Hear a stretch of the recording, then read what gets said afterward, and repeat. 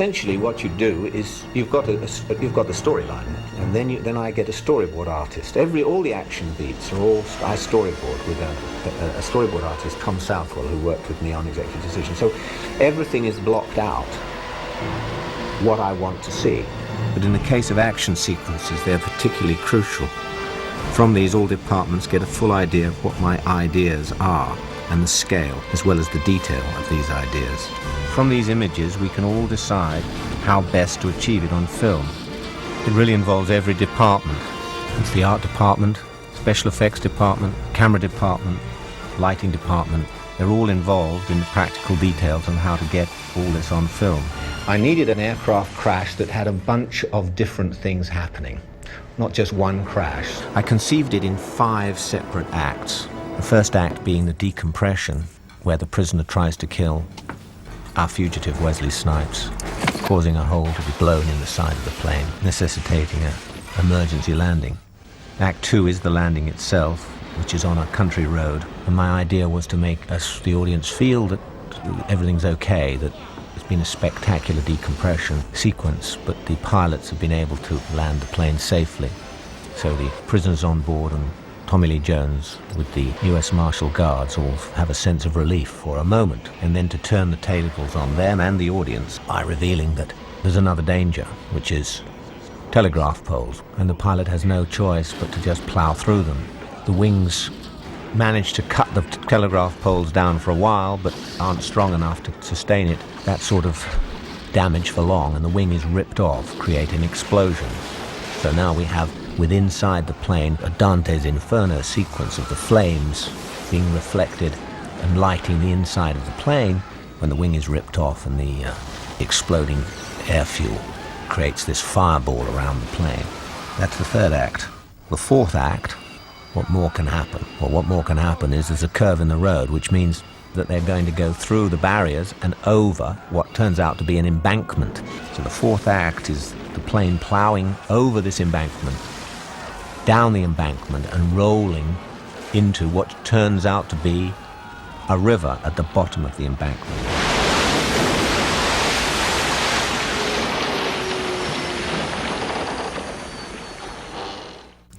And the fifth act is the plane upside down in the river, starting to sink, and Tommy Lee Jones taking control of the rescue attempt to get the prisoners out of the plane before it sinks and they all drown. The end of the fifth act being that the Wesley Snipes character escapes from the sinking plane, who then turns into the man he has to chase for the rest of the movie.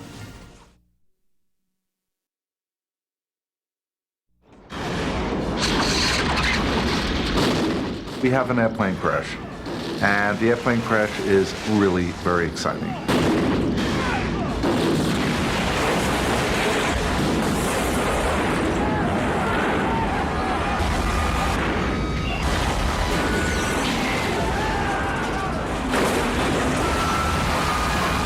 I think we have come up with a scene that parallels the train sequence.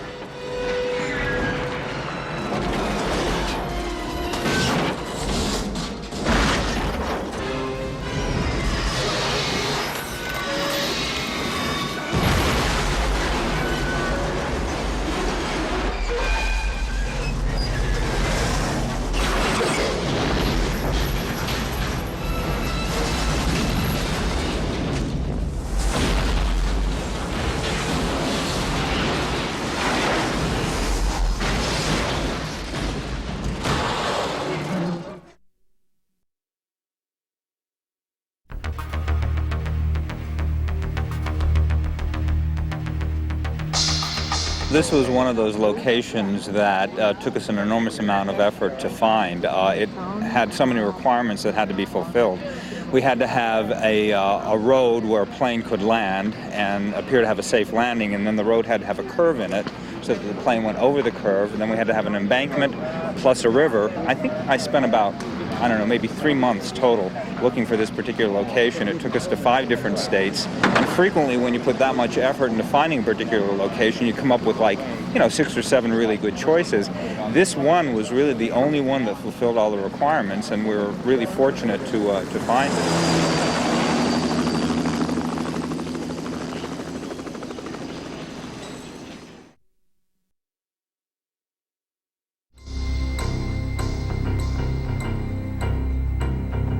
We did a lot of research with the National Transportation Safety Board. We looked at videotapes of plane crashes and a lot of stills to see exactly how a real airplane would break apart. And then we had to fit that into our storyline. In our story, the wings come off and the landing gear gets ripped off and the engines explode, but basically the fuselage is intact.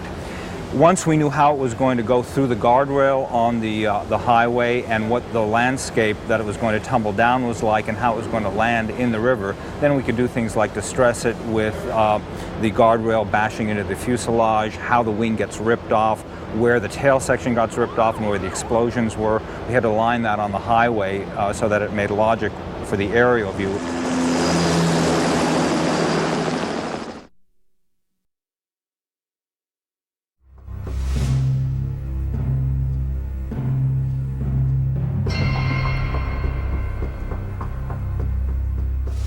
We had to reconfigure the interior of the plane to accommodate the action, which meant reversing the seats for the Marshals, putting the partitions up, giving it its whole general look, which is quite realistic. It wasn't taken over the top. And then making sure that what we did artistically was able to function physically with the requirements of the gimbal and the dunking the plane in the water. The decompression set is a particularly complicated set because it had to have the wall peel apart the way an airplane would actually break apart, and then two seats get sucked out, and then one character and then another character. So it was quite a complicated affair, and we had to have a set that was dedicated just to doing those shots.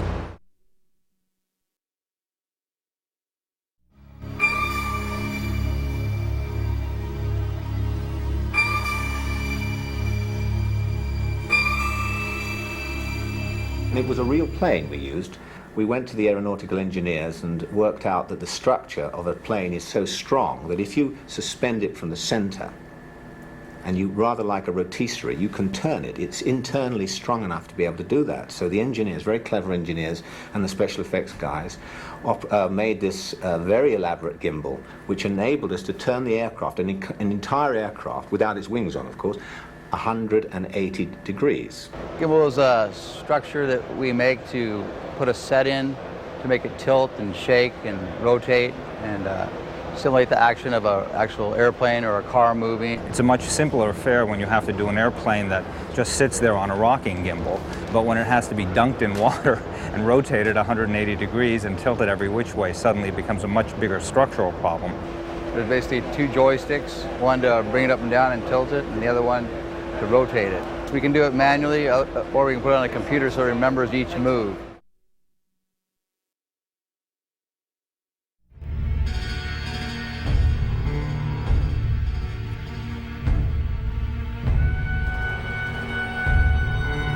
It's a kind of a frightening thing because Lieutenant Gerard now has to take care of these prisoners who are shackled into their seats and shackled to the floor.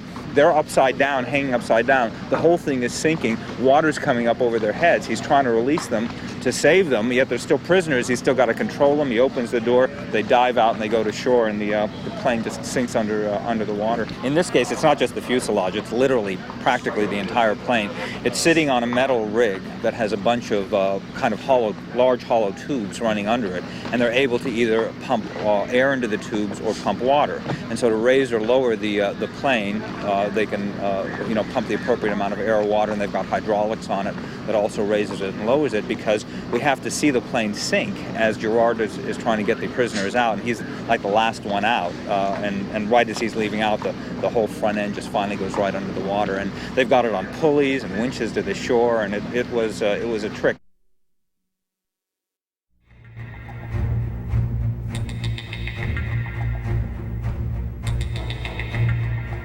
This is our version of Boeing Aircraft Company.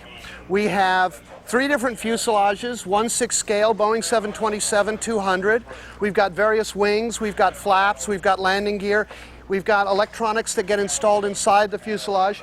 The first one that's down in the hole there, that one is for the flying, for when we had to bring it in to land. The second one that he's just buttoning up an access panel over here, that one is for where the tail breaks off and it rolls over upside down and goes into the river. And this is the one where the wings break off and do various things. Right here we have Dave, who's right now loading in explosives, and he's going to putting in the control systems for all the explosives, because there's, I don't know, 10 or 12 different charges that go inside, and they're all sequenced to go off at various times. This is a set of landing gear. When you see the plane land, you'll see all of this stuff compress, you'll see the wheels sponge, you'll see smoke come off of them. We use tricks to make the smoke come off of them because we're not going 130 miles an hour. We're going about 25 miles an hour. The plane itself weighs about 1,000 pounds, 800 pounds, something like that, and we use all of the tricks of all of the experience of all of these wonderful people here to make this hopefully a magical thing.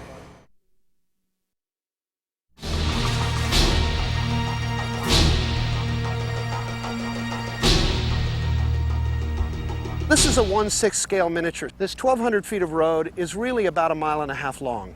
So you have to think of it in those terms. In this case, even though what's really there are maples and oaks and all sorts of pine trees, and it's very pretty, we're using what's called a California small leaf pepper. And then Terry here is going along and she's putting a little bit of food coloring on the leaves so that it's not all one color, so that it looks like a natural forest. That's a 100 horsepower motor, and it spins this whole rig that tensions the cable, and the cable is actually a continuous loop, so that we have the pulling one and we have the pushing one, so that no matter which way we want the airplane to go, we can bring it back to us and take it back. And this can accelerate the airplane up to about 60 miles an hour. It's all computer controlled for safety, so that it's very repeatable. We can send the airplane down at 60 miles an hour and tell it to stop, and it'll stop within about 5 feet of where we ask it to. Mostly the difference of where it stops is because of cable stretch. So that we can do very spectacular things very close to camera with a completely controlled, safe, and exciting, so that everybody feels like they're a part of the sequence. Oh man, the 4ML is great. And that's great too, right into that lens.